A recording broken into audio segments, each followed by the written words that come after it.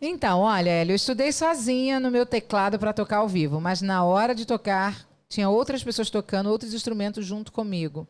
Não conseguia. E agora? Exato.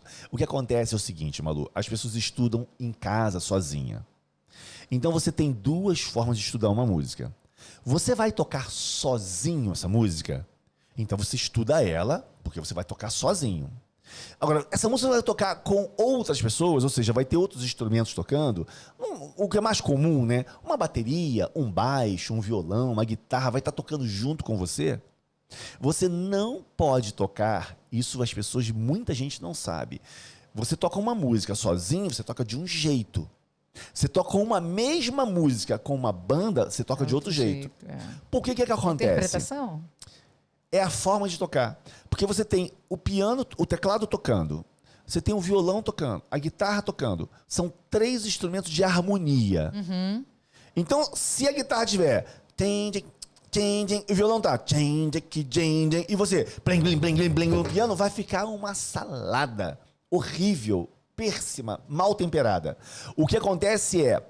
Quanto mais econômico você for quando for tocar numa banda, O que melhor. é ser econômico? Ser econômico é tocar menos notas.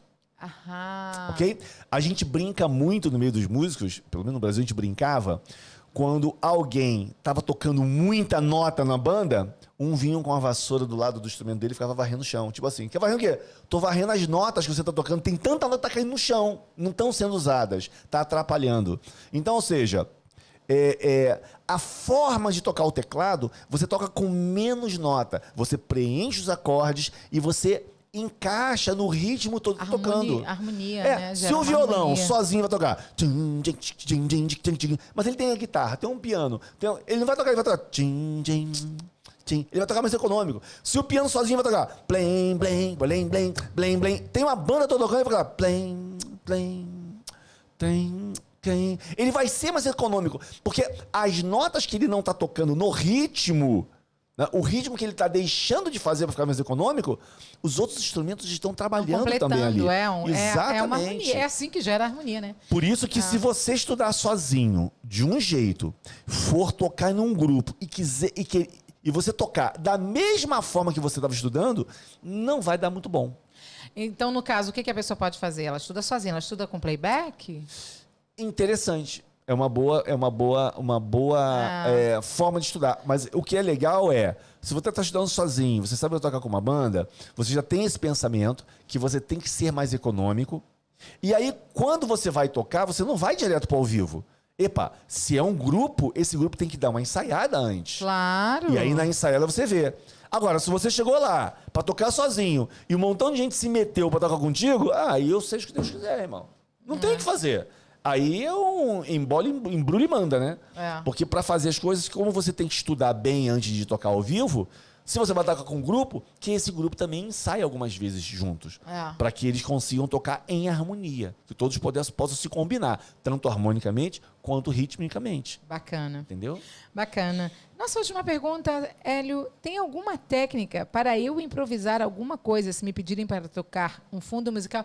A gente já respondeu isso até num outro musicast, Nós né? fizemos um musicast só para isso. Acho que já fizemos já uns 2 musicasts disso, quando eu estava fazendo um musicast com o teclado. O que acontece? Tocar improvisado, você precisa estar um pouco mais seguro do que você está fazendo.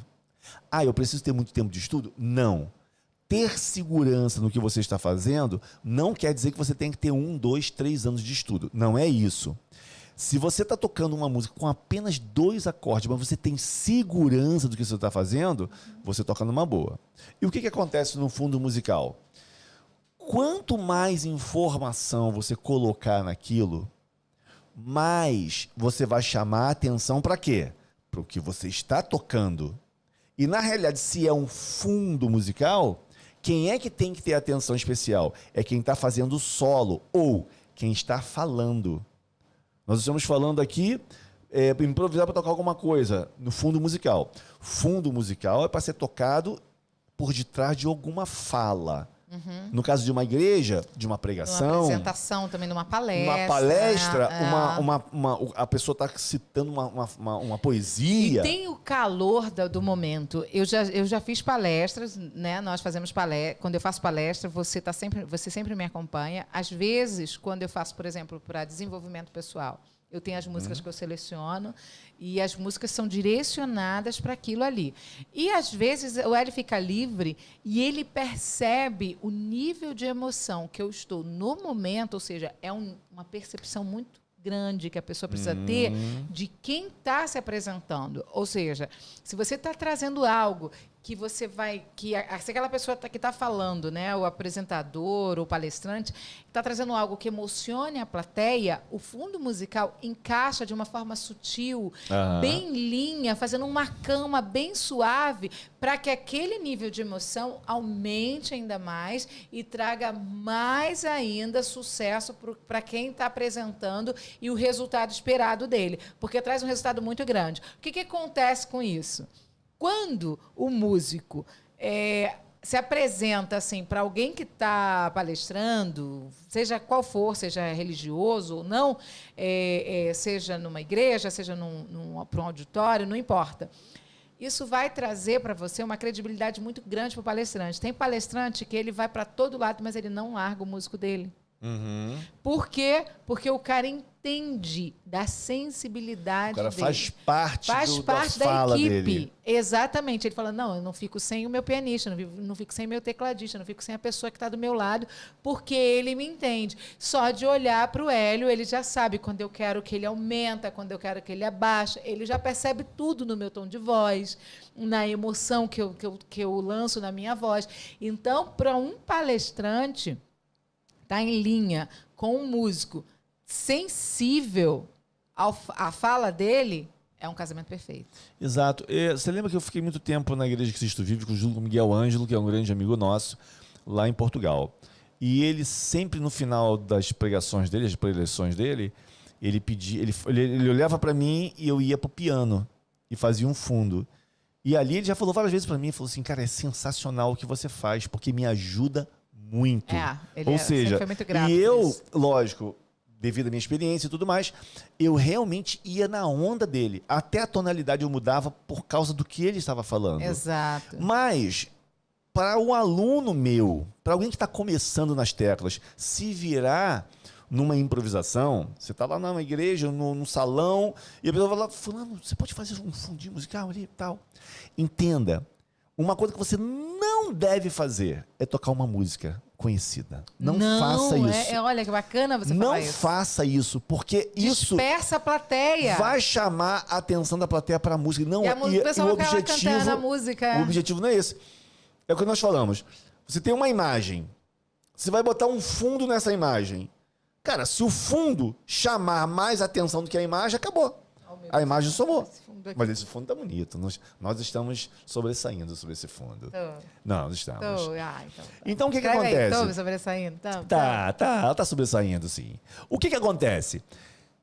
Quando você vai tocar e fazer um fundo musical, eu já falei isso e eu vou falar agora meio que detalhado o que você tem que fazer. Normalmente, você toca acordes de descanso, não acordes que peçam uma resolução.